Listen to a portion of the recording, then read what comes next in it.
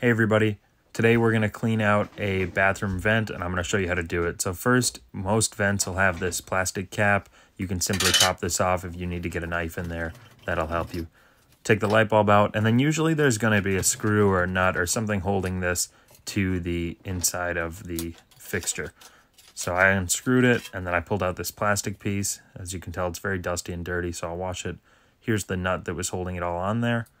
And then now I'm going to vacuum it just to remove any loose debris. When I'm done with the vacuum here, I'm actually going to use a magic eraser on the ceiling to take care of the rest of the dirt and debris here.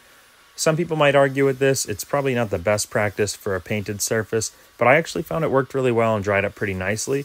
If you have a decent amount of mold or any mold at all that you want to really get rid of, I recommend a bleach solution. You can find solutions online and go with what they recommend, and then I typically add more bleach as I go if I really want to make sure it takes care of the mold.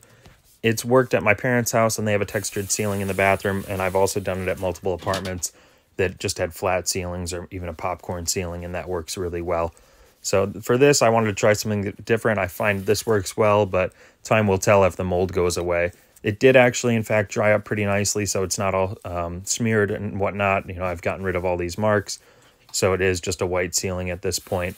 But again, it's a flat white ceiling here, so I wasn't too concerned. I can simply come back and paint this. If you are concerned about paint, then maybe look up a couple different ways to take care of mold and debris on a ceiling before you begin to wipe it down. I know it's not as satisfying seeing these smudges, but don't worry, I do come back and actually take care of them.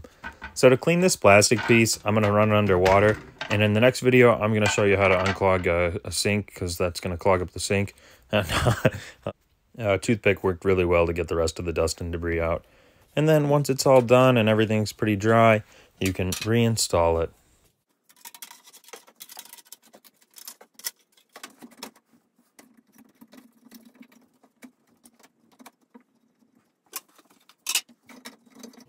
So as you can see, it wasn't too hard to do so. It worked out pretty well. The vent and the light work nicely on it. And yeah, it's a little cleaner than it was.